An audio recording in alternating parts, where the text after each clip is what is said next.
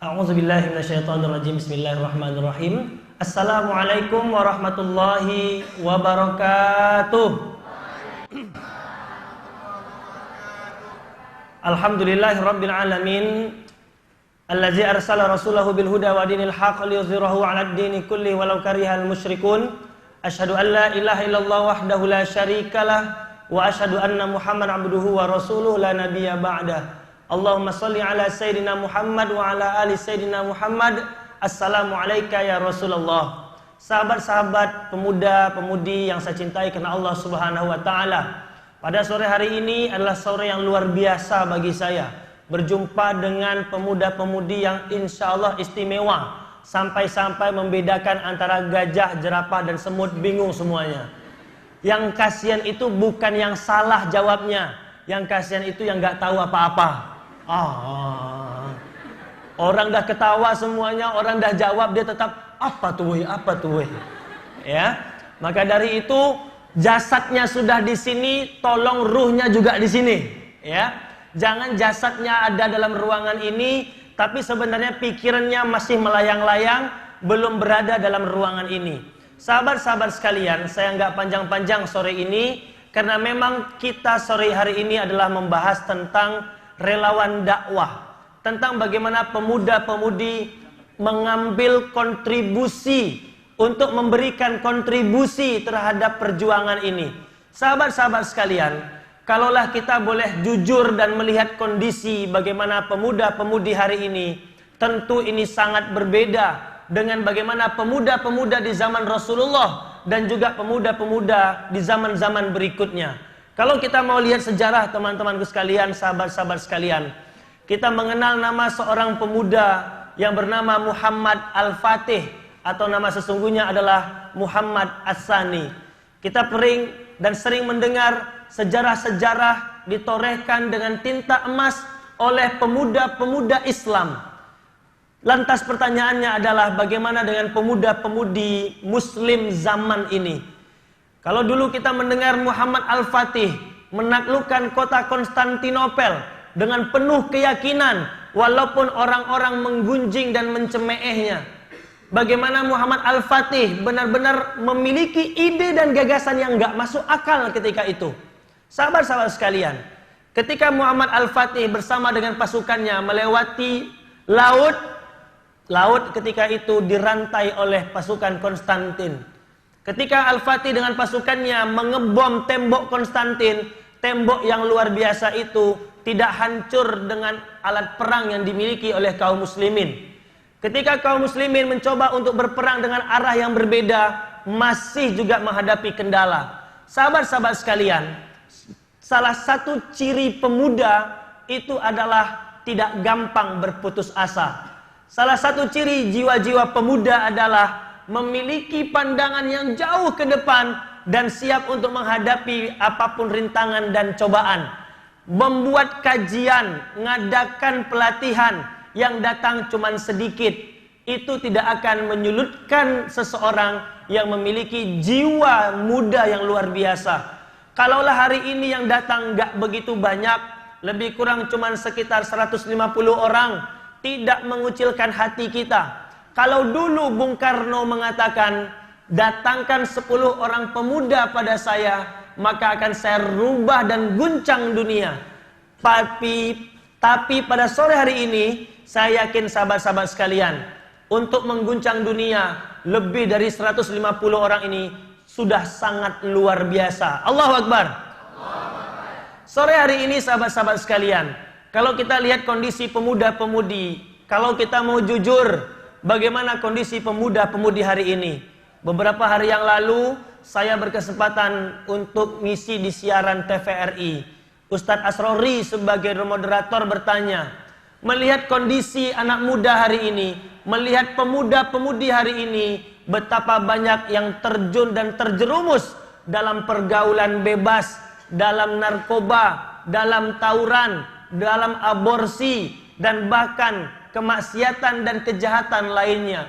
Kalaulah kita sebagai pemuda dan pemudi, pertanyaannya adalah, apakah kita ini bagian dari solusi atau bagian dari masalah? Kita bagian dari solusi atau bagian dari masalah? Saya nggak dengar jawabannya. Kita bagian dari solusi atau bagian dari masalah? Sahabat-sahabat sekalian, jangan-jangan kita bagian dari masalah. Jangan-jangan kita nggak berani menyatakan bahwa kita membawa solusi karena memang kita bagian dari masalah di masyarakat ini. Jangan-jangan kita bagian dari permasalahan yang mesti juga diatasi.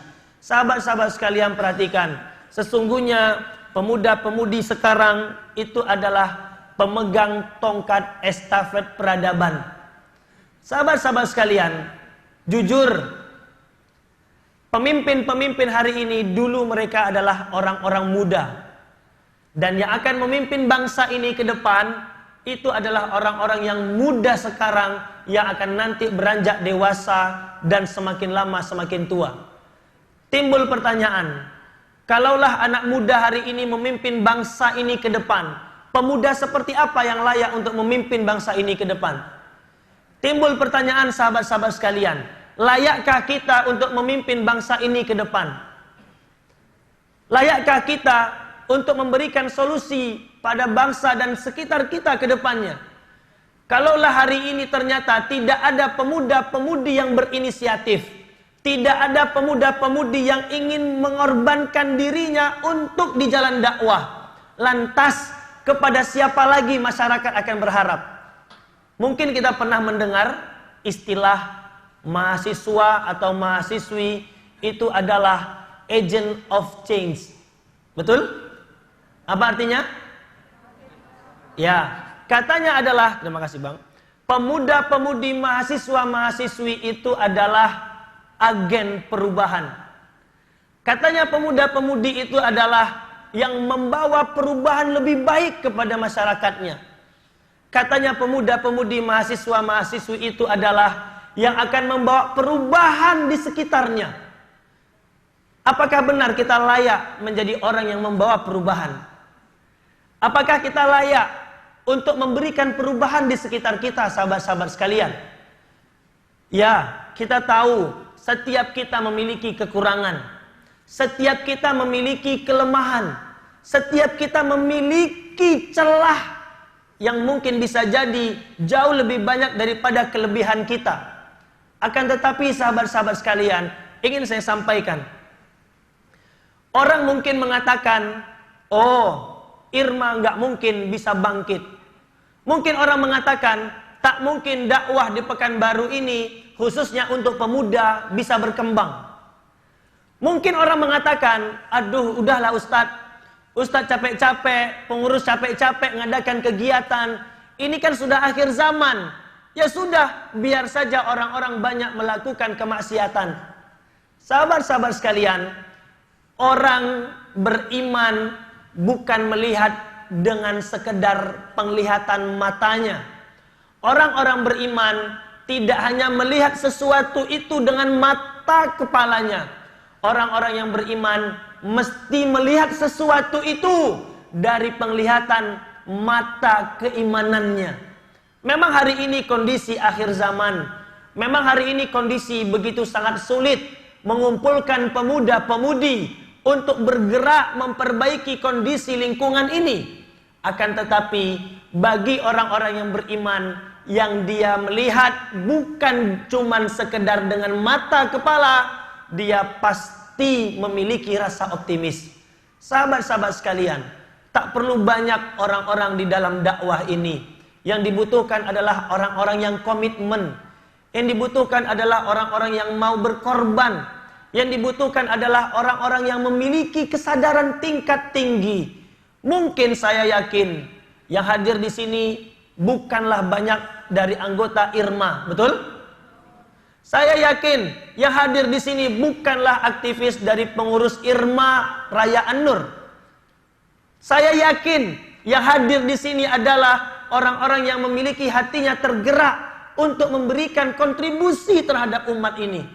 Saya yakin sahabat-sahabat sekalian, setiap kita memiliki kekurangan, setiap kita memiliki keterbatasan, setiap kita memiliki kelemahan yang ada pada diri kita. Tapi saya yakin setiap kita masih memiliki hati yang lembut, masih dipercikkan keimanan oleh Allah Subhanahu wa taala, masih memiliki rasa kesadaran untuk bergabung memberikan kontribusi terhadap perbaikan kondisi saat ini. Maka dari itu sahabat-sahabat sekalian, perhatikan. Hadir dalam ruangan ini bukan karena kita pengurus Irma. Hadir dalam ruangan ini kita ingin membantu Irma. Dan sesungguhnya bukan ingin membantu Irma, tapi justru kita yang membutuhkan dakwah ini. Ya, dakwah bisa jadi tidak membutuhkan kita, karena sesungguhnya Allah akan menggantikan orang-orang yang berguguran di jalan dakwah ini. Allah akan menggantikan dengan orang-orang yang lebih baik daripada kita. Allah akan menggantikan dengan orang-orang yang lebih ikhlas daripada kita. Allah akan menggantikan dengan orang-orang yang jauh lebih mau berkorban daripada kita. Sahabat-sahabat sekalian, tapi saya yakin kita hadir dalam ruangan ini penuh dengan gagasan-gagasan.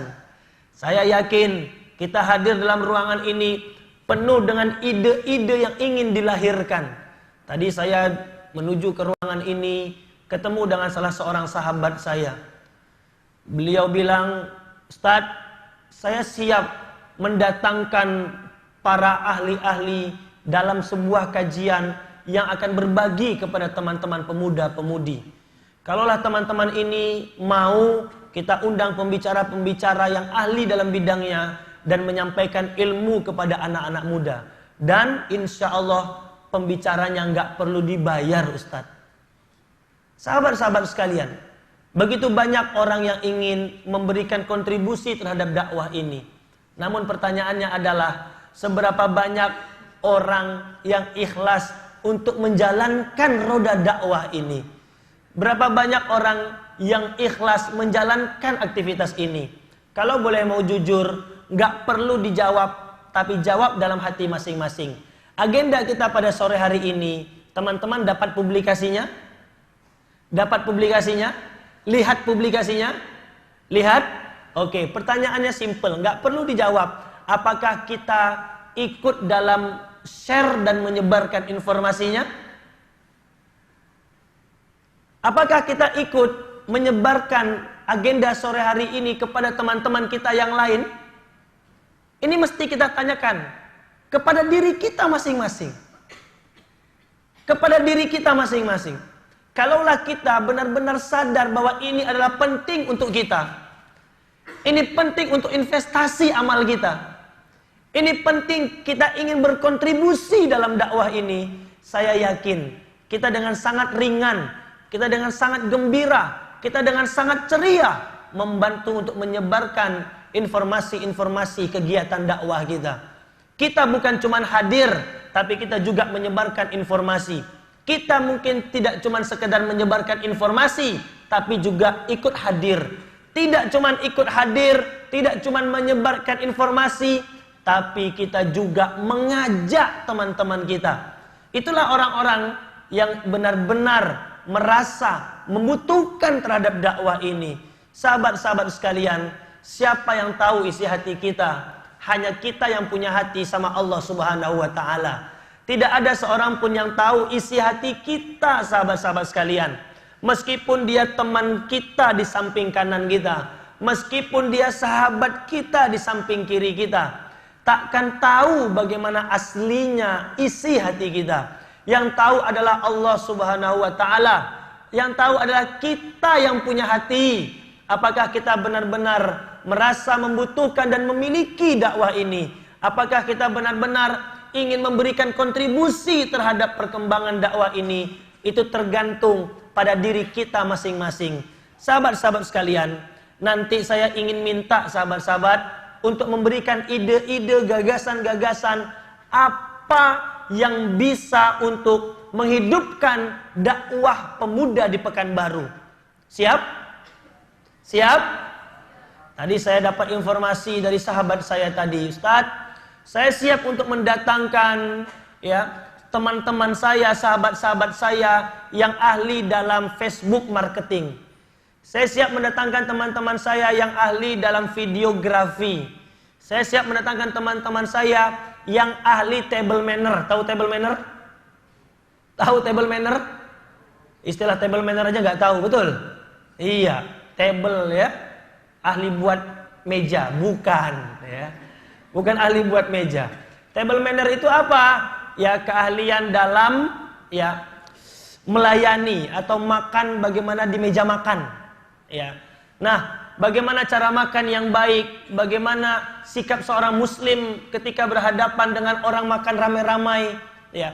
Bagaimana sikap kita dalam menghadapi orang lain, ini mesti dipelajari. Ya. Terus kemudian juga dia sampaikan, Ustadz, saya juga punya banyak teman-teman ya yang ahli dalam mendesain.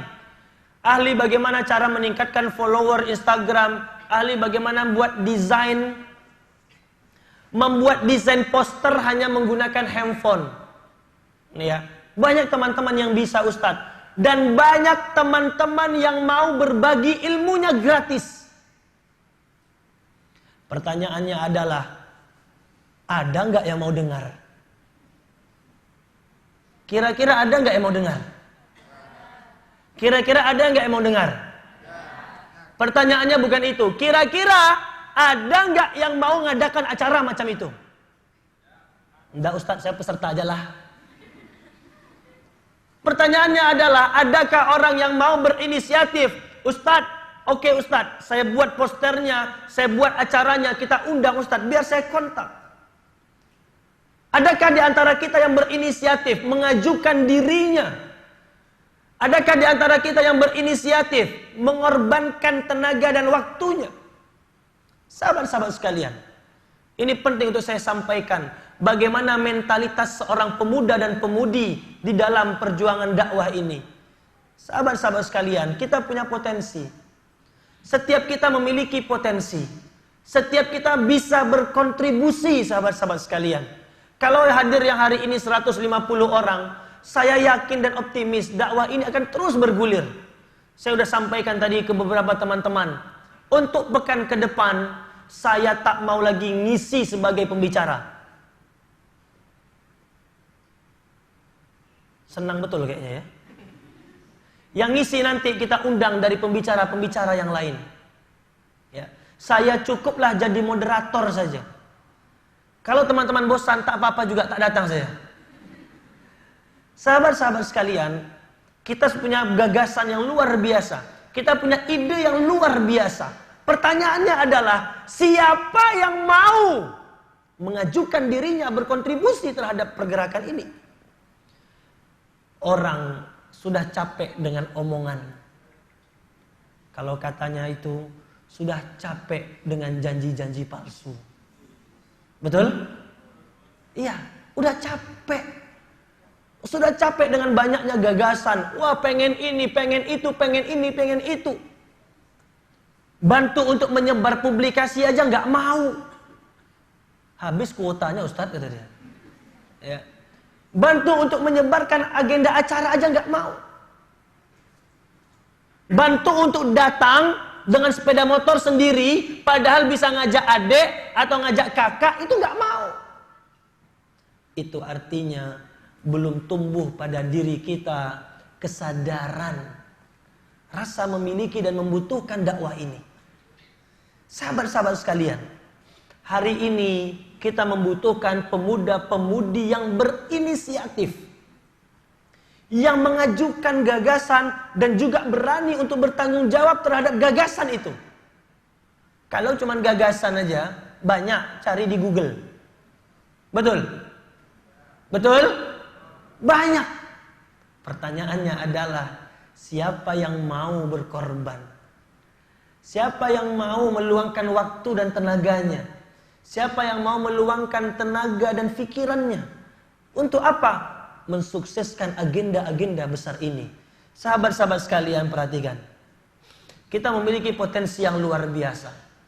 Hari ini jumlah orang yang nongkrong di televisi sama orang yang nongkrong di mall, di kafe-kafe, semakin lama semakin berkurang. Karena sesungguhnya orang hari ini nongkrongnya di mana? Di sosial media. Betul? Bisa jadi dia di kafe duduk-duduk 5 orang, tapi 5-5-nya semuanya nunduk berzikir.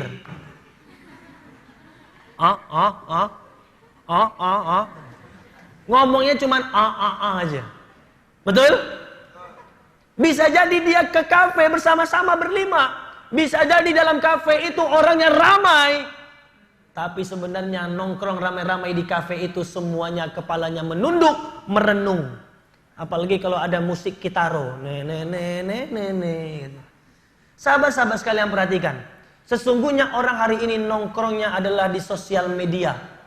Kita punya potensi yang luar biasa. Saya yakin 90% lebih yang hadir dalam ruangan ini memiliki akun Facebook atau Instagram. Betul? Ya.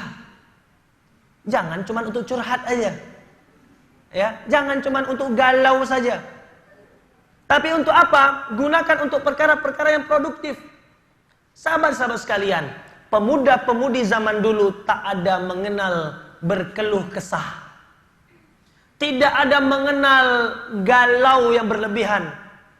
Pemuda-pemudi dulu tidak ada mengenal berkeluh kesah, apalagi kepada sesama manusia yang gak jelas. Kenapa saya bilang gak jelas? Saya kadang-kadang punya tuh teman-teman Facebook, Instagram. Dan kalau punya macam itu siap-siap saya delete itu. Ya, update status gak mutu banget. Apa coba? Pengen makan tapi masih panas nih gitu.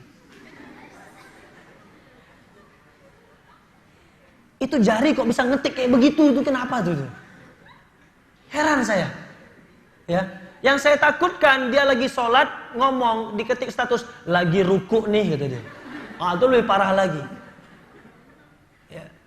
Kadang-kadang sahabat-sahabat sekalian perhatikan, kita punya potensi sebenarnya. Kita jago nulis, kita pengen nulis, kita bisa nulis.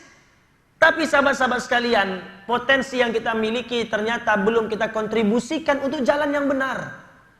Padahal sama-sama sosial media, padahal sama-sama mengetik, padahal sama-sama menghabiskan waktu dan tenaga. Tapi tidak menghabiskan kuota, karena biasanya cari yang gratisan. Ya.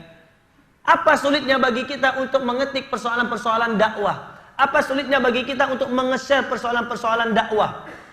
Ustadz, tapi saya ingin menyampaikan tentang kegembiraan pada diri saya. Boleh Ustadz? Boleh. Wa amma bi ni'mati rabbika fahaddits. Memang Rasul Allah Subhanahu wa taala, Allah perintahkan bagi kita untuk selalu optimis. Menyampaikan kabar gembira, tahaddus bin ni'mah. Boleh. Dan bahkan yang tidak boleh adalah berkeluh kesah. Belum lagi kita lihat desain grafis. Ya. Saya tidak habis pikir saya. Kalau kajian sore ini tak ada publikasinya, bisa jadi tak ada yang datang. Betul? Saya yakin kalau acara sore ini tak ada desainnya itu, nggak ada posternya, cuman pakai surat undangan A4 hitam putih sama stempel tanda tangan, jangan harap banyak yang datang. Betul? Ya. Kenapa? Karena pemuda-pemudi hari ini lebih senang dengan visual. Lebih senang dengan sesuatu yang colorful. Sudah pernah saya tanyakan pekan lalu. Gak tahu kalau dalam ruangan ini. Kalau kemarin di dalam beberapa pengurus saya tanya. Siapa di antara teman-teman yang jago dan atau mau untuk bisa mendesain Corel Draw dan Photoshop? Persoalannya adalah banyak yang bisa tapi tak mau. Dan yang lebih parah adalah tak bisa tak mau lagi. Mau kau apa? Ini sahabat-sahabat sekalian. Maunya saya pokoknya cuma duduk aja Ustaz, kata dia. Allah karim. Sahabat-sahabat sekalian, insya Allah nanti ke depan saya dengan pengurus akan membuat program-program apa agenda-agenda kita. Ya, kita akan menghadirkan pembicara-pembicara yang bukan cuma kayak saya aja. Ya, pembicara yang lain dengan keahlian yang lain. Agar apa? Agar keahlian kita terupgrade. Agar keahlian kita naik. Agar keahlian kita semakin lama semakin meningkat. Agar potensi kita semakin lama semakin bertambah. Dan tentunya ini tidak boleh melenceng. Potensi yang kita miliki mesti juga harus kita kontribusikan untuk dakwah. Siap? Siap? Insya Allah. Termasuk juga videografi. Ya. Tadi ada teman saya fotografer juga itu sering bilang, Ustadz saya pengenlah bisa foto-foto dan ngelatih teman-teman moto. Kenapa? Kadang-kadang aneh jamaah ini Ustadz, kata dia. Apalagi panitia. Kenapa? Kadang-kadang suka moto Ustadz pembicara, tapi tidak tepat fotonya. Ustadz lagi mangap. Udah macam tuh disebar pula fotonya lagi. Ya, nah, ini aneh kadang-kadang. Ya, jadi kadang-kadang masih banyak panitia yang begitu. Ya, dan lebih repotnya lagi adalah ya tidak mengerti teknologi. Padahal sahabat-sahabat sekalian, ketika kita buat acara dan kemudian acara itu benar-benar membawa manfaat, saya ingin tanya, penting untuk kita sebarkan?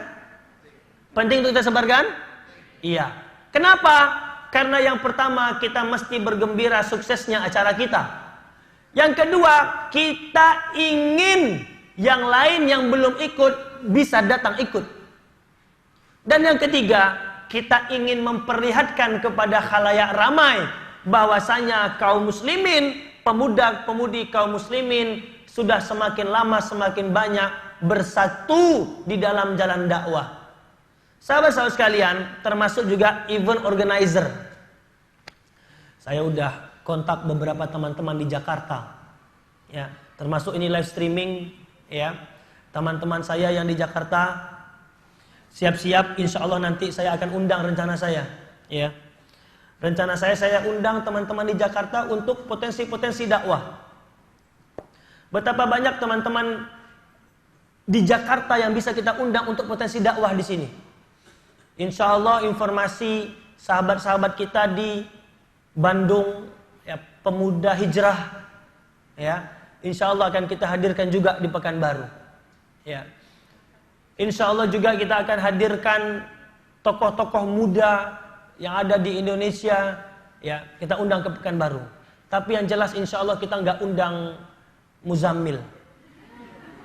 Nanti yang datang cuma laki-laki, perempuan tak mau datang lagi. Ya. Nah, sahabat-sahabat sekalian, banyak yang mesti kita kerjakan, banyak yang mesti kita garap, banyak yang mesti kita lakukan. Tadi teman saya juga bilang, banyak pokoknya sebelum saya masuk ruangan tadi ada sahabat saya datengin saya. Dia bilang, Ustadz, ya, bahkan saya siap untuk mendatangkan pembicara, terutama untuk akhwat, kelas cooking. Kelihatan wajah tak bisa masak. Boleh nggak kita pengajian sambil bagaimana cara memasak? Boleh. Nggak bid'ah itu. Nggak bid'ah itu. Faham? Ya. Sahabat saya tadi bilang, Ustadz, saya siap mendatangkan ya pembicara yang kelas cooking, baik itu makan makanan besar maupun makanan-makanan ringan, kue-kue, buat roti dan segala macamnya. Ya, untuk melatih para akhwat, para peserta bagaimana cara buat kue, bagaimana memasak. Ya. Karena ini bagian dari syariah, membahagiakan suami. Ya. Iya, setiap pulang ya ada kue, setiap pulang ada makanan. Setelah itu kolesterol suaminya. Ya. Nah, oleh sebab itu teman-teman sekalian, sekali lagi ya, kita butuh anggota tim, kita butuh relawan dakwah. Yang ini untuk hari ini kita di bawah Raya Irma An-Nur ya. Kita di bawah bidang dakwah. Kajian kita setiap Ahad sore yang kita akan kemas dengan berbagai macam kegiatan. Ya. Saya tidak ingin mengganggu aktivitas Irma yang lain. Silakan Irma buat agenda-agenda yang lain, silakan. Tapi untuk Ahad sore, untuk bidang dakwah, jadwal ini jangan bergeser dan mohon jangan diganggu. Karena kita pengen buat Ahad sore ini sebagai weekend asik pemuda masa kini yang bawa baper.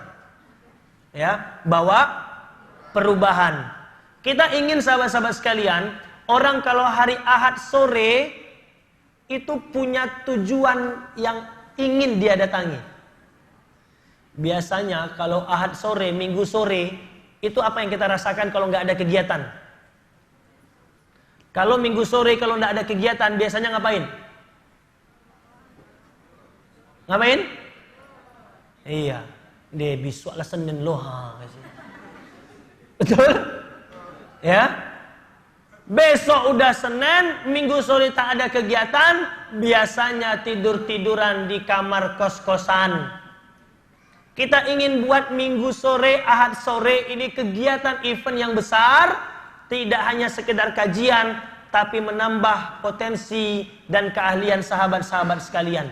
Insya Allah, nanti setelah ini saya akan ngumpul dengan teman-teman pengurus, ya, termasuk juga teman sahabat-sahabat sekalian yang ingin bergabung dalam pengurus, yang ingin bergabung dalam relawan, silahkan. Ya, bergabung dalam sahabat Irma, bergabung sama relawan Irma, silahkan. Ustadz, saya ingin dakwah Ustadz, saya ingin dakwah sore Ahad ini, tapi saya tak mau masuk dalam pengurus relawan Irma. Macam mana Ustadz? Tak apa-apa juga, takkan diusir. Faham? Ya. Yang jelas apa? Yang jelas kita semua mesti berkontribusi. Terakhir sahabat-sahabat sekalian, kita mesti memikirkan apa persiapan kita menuju kematian. Ini yang mesti kita pikirkan sahabat-sahabat sekalian. Apa yang kita persiapkan menuju kematian kita? Saya ingin tanya, teman-teman yang seumur sama kita dipanggil oleh Allah terlebih dahulu ada? Saya nggak dengar, ada? Ada. Teman-teman yang muda lebih dari kita, yang lebih muda dari kita, usianya, umurnya lebih muda dari kita, dipanggil oleh Allah terlebih dahulu ada? Ada. Lantas pertanyaannya adalah bagaimana persiapan kita terhadap kematian kita? Allah beri kita anggota fisik yang sehat. Allah beri kita waktu. Allah beri kita amanah jabatan. Allah beri kita amanah untuk dakwah ini. Lantas kemudian apakah kita benar-benar mempersiapkan kematian kita? Cuman untuk nge-share aja nggak mau. Cuman untuk datang aja nggak mau. Cuman untuk menginformasikan teman-teman lain nggak mau. Ini mesti kita bertanya teman-teman sekalian. Tapi Ustadz, itu teman kita nggak datang karena ada uzur syar'i, ada kegiatan yang syar'i juga Ustadz. Nggak apa-apa ya, nggak apa-apa. Yang kita sedihkan adalah nggak datang pengajian, tapi justru datang ke tempat maksiat. Sahabat-sahabat sekalian, sebagai penutup, ya, jumlah orang-orang yang sadar, jumlah pemuda-pemudi yang mau berkorban, jumlah pemuda-pemudi yang mau berkontribusi, jumlahnya sedikit. Jumlahnya sedikit. Walaupun hari ini kita ada 150 orang, jangan dikira ini adalah mayoritas dan jumlahnya banyak. Ini jumlahnya sedikit.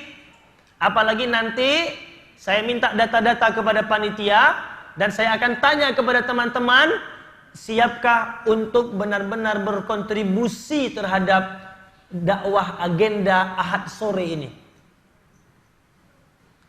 Orang banyak berinisiatif, orang banyak ngomong, tapi belum tentu bersedia untuk berkontribusi dan berkorban. Maka dari itu sahabat-sahabat sekalian, perhatikan. Sesungguhnya Islam itu datang dulu dalam keadaan asing. Badal Islamu ghariban fasayaudu ghariban kama bada'a. Islam itu datang awalnya dalam keadaan asing, dalam keadaan aneh, dan akan kembali aneh dan asing lagi sebagaimana dahulu. Dan kemudian Rasulullah SAW melanjutkan, fatuba lil ghuraba, sampaikanlah kabar gembira bagi orang-orang yang asing. Sampaikanlah kabar gembira bagi orang-orang yang aneh. Siapa mereka? Pemuda-pemudi. Di saat pemuda-pemudi yang lain bermaksiat, dia mau meluangkan waktu untuk dakwah. Di saat pemuda-pemudi lain cuek terhadap Islam, dia mau mengkaji dan menyebarkan dakwah Islam. Itulah pemuda-pemudi yang mengorbankan dirinya dan siap untuk berkontribusi di jalan dakwah. Sahabat-sahabat sekalian, kita masih punya waktu lebih kurang 15 menit. Insya Allah, jika ada yang ingin didiskusikan, ada masukan dan lain sebagainya, tentu ini akan sangat-sangat berarti bagi perjuangan dakwah ini. Insya Allah sekali lagi pekan depan akan ada pembicara, bukan saya saja. Ya, siapa dia? Nanti tunggu kejutannya. Apa yang dia sampaikan? Materi apa? Tunggu iklan tanggal mainnya. Ya, yang jelas kita akan berpikir keras. Setiap pekan, setiap Ahad sore mesti berbeda. Dan perhatikan, kita akan berpikir keras. Setiap yang tidak datang Ahad sore akan merasa rugi. Ayo kau. Itulah tak datang. Ya, kita akan buat begitu nanti. Ya. Minggu lalu sama minggu hari ini cuma test case aja. Ya, cuma test case aja, sengaja saya. Ya, kira-kira bosan enggak sama saya gitu aja. Ya, rupanya bosan juga orang sama saya. Nah, artinya pekan depan berikutnya dan seterusnya kita akan menghadirkan pembicara yang berbeda dengan bidang yang berbeda, tapi tetap mesti ada unsur dakwah di dalamnya dan meningkatkan potensi yang kita miliki. Lebih kurang 15 menit ke depan, jika ada pertanyaan dan diskusi, saya persilakan. Assalamualaikum warahmatullahi wabarakatuh.